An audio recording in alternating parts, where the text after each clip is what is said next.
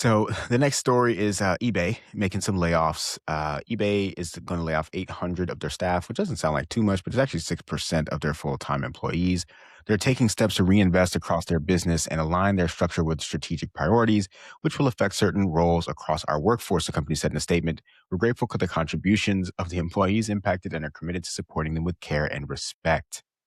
So this came a week after eBay said it would acquire Depop, which is a secondhand clothing app popular with Gen Z and millennials, from Etsy for $1.2 billion in cash. Interesting. I Y find go ahead, sorry. No, you're good. Go. There's like a little bit of a corner of the internet that's somehow still like surviving. Um like who's I don't know. I haven't used eBay since I don't know, like early 2010s or Bro, something.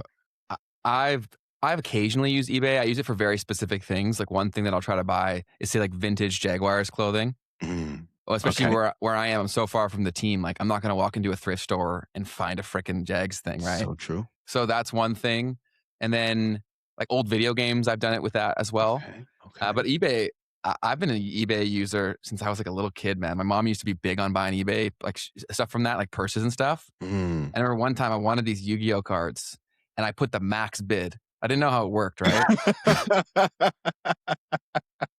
So I'm like, "Yo, I really want these Yu-Gi-Oh cards." And Oh, so I snap. bought with my mom's credit card, like, hundreds of dollars for, like, 6 pieces of cardboard. Bro, she was so pissed.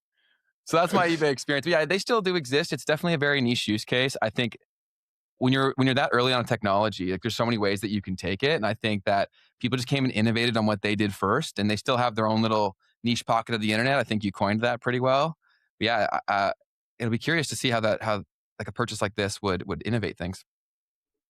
Yeah, man. Well, no, that was, the layoffs. They're just laying people off. Well, I thought you said they're buying something. No, no, no, no. That was for, Stripe buying PayPal, but But eBay is just laying off 6% of their workforce. I thought you Or said they they bought you're right. something Yeah, from you're right, Etsy. you're right, you're sorry.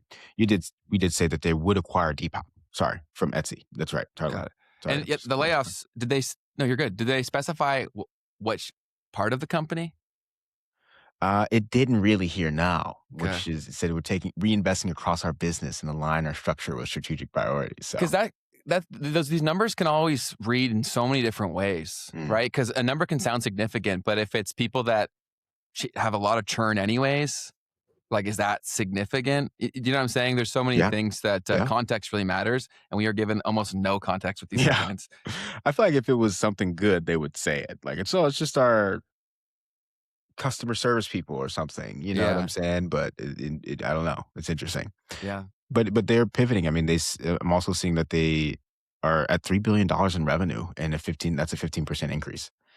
Um, so, just to think about that, like a company that people have completely forgotten about, or at least for me, I've completely forgotten about it. It's eBay? just sitting out there cooking at $3 billion a year in revenue. Yeah, eBay, I'm seeing a comment here saying, eBay's killing it. Where is it? Is killing it, especially with the tariffs and the younger generation rejecting fast fashion. That's cool. They Mm. could experience a big resurgence on that front, Wow. That's right? Because fascinating to think about. what's the antithesis to the whole what's that? Shein. Shein, yeah. Yeah. I'd say it's thrift, right? But then how do you take that to another level? Is it's personalized thrift, right? Where it becomes a global marketplace. I think that's really the solution to a lot of our problems is that we always think we got to throw the baby out with the bathwater. It's like, why can't we just keep what's good and then eliminate what's bad? Like, that is a possible reality. You know what I mean? Absolutely.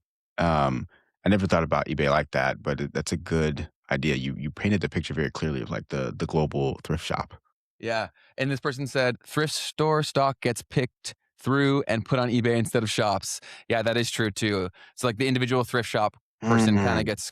gets screwed a little bit because these resellers will go buy the stuff and then put it on there. But these shops could do the same thing. Yeah. It's like a little geo arbitrage play. Yeah. Speaking on this, I saw this headline. I don't actually know exactly what's going on, but Shein's CEO breaks public science silence about something. I don't even know what's going on.